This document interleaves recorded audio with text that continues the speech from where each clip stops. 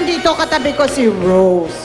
Si Rose ay 18. At siya ay ex nung katabi ni Papa Jack na si Miko.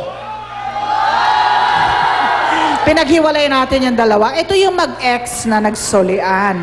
Rose, ano ba itong mga bagay-bagay na isinoli mo kay Miko? Ano po? Bags, wallet, bracelet. Yun lang po. Mga regalo niya, wallet, bracelet. Po. Ha? Mga bags. Mga bags. Bakit yung sinoli kay Miko yung mga bracelet at bags, wallet na yan? Kasi po kung mag-i-stay pa po sa amin yon, mas maaalala ko po ang nakaraan, tsaka po mas masasaktan po ako. Tsaka po, para po wala po siyang may susumbat sa akin, wala po siyang may masasabi sa iba. At saka sa kanya naman po yun eh. Ano naramdaman ni Miko nung iabot sa'yo ni Rose yung mga gamit na binigay mo nun? Sakit. Kasi binigay ko na sa kanya yung bakit kailangan ibalik niya pa sa akin. That's why, nireturn ko na lang yung ginawa niya. Tumupon. Para hindi ko na rin maalala yung mga nangyari. Kakasabi lang ni Rose na mahal ka niya, kaya niya ibinalik sa'yo yung mga gamit para at least mabawasan yung pwede niya maalala. Mahal mo ba rin ba si Rose as hanggang ngayon? May nararamdaman pa pero hindi na tulad ng dati. Nakapag-move on na kahit papaano. Ikaw ba, Miko, sa pananaw mo, yung ginawa ni Rose na pagbabalik ng gamit, tama ba yun? Para sa akin, hindi. Kasi binigay ko yun. Tanda ng pagmamahal ko sa kanya. Pero ginawa niya, parang na-insulto ako. Yung ba yun? Nasaktan Totoo ako. ba yun, Rose? Yung sinasabi ni Miko na kaya mo sinoli yung mga gamit kasi gusto mo siyang mainsulto? Hindi naman sa ganon. Kasi nalulungkot lang ako kasi wala na tayo. Tsaka ganon talaga ako pag wala na kami isang lalaki. Binabalik ko talaga yung mga gamit na binigay niya sa akin. Ba't ba kayo nag-break? Masyado po siyang seloso. Ikaw ang nakipag-break? Opo. Gusto kong sabihin mo kay Rose ngayon, ano yung eksaktong nararamdaman mo? Para sa akin, bahagi na lang siya na nakaraan kasi parang may napupusuan na rin ng iba. Nakapag-move on na talaga ako. Rose, ikaw naman. At ikaw naman, Rose, ipaliwanag mo na lang kay Miko kung bakit mo sinoli yung mga gamit para maintindihan naman niya.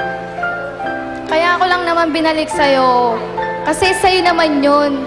Tsaka, ayoko rin naman mag-stay pa sa amin kasi hindi ko na rin gagamitin. Masasayang lang. Pwede mo nang pamigay sa iba kaysa naman itapon natin, di ba? Sayang naman. Sana naiintindihan naman ni Miko kung bakit sinoli ni Rose. Wala naman siyang intensyon para saktan ka, Miko. Wala naman. Para lang wag nang maalala. Bueno, dito sa ating mga nakasalimuha ngayong umaga na ito, Opo. sino ba yung tumatak na statement sa'yo? Sino yung umi-statement ng pinakatotoo, tapat at tumatak? Ayan, Mama, walang iba ang ating star of the box ay... Sino yan? Si Jambi na nagsabing binigay na bakit hindi dapat? Kasi kung mahalaga yung taong nagbigay noon, di mas lalo yung mga memories at gamit na binigay sa'yo. Ay, Yan. kasama At na yung... kasama niya yung kanyang lola, si Nanay Pining, na ngayon lang nabuko, na merong boyfriend na ang kanyang mga napakabatang apo. Oy, hindi pa ako tapos sa inyo, ha? Doon tayo mag-uusap, mga ineng. Ano, Papa Jack, pagkatapos natin marinig lahat ng umi-statement ngayong umaga, ano na ang pananaw mo?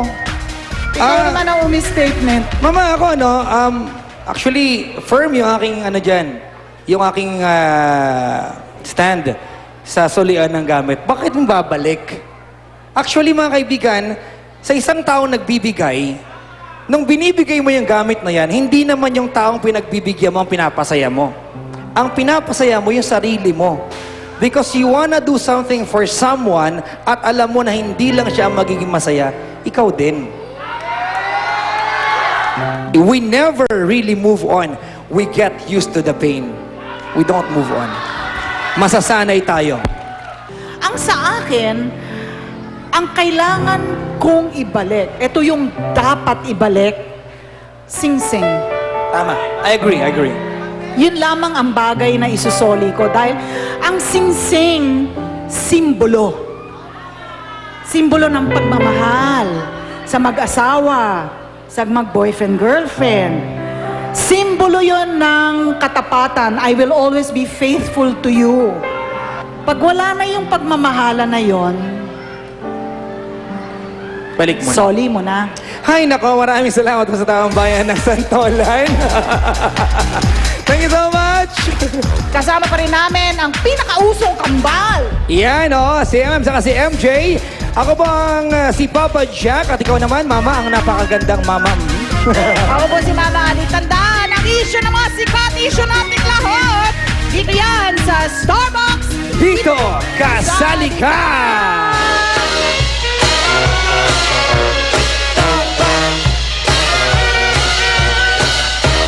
Na-enjoy mo ang mobile chikahan.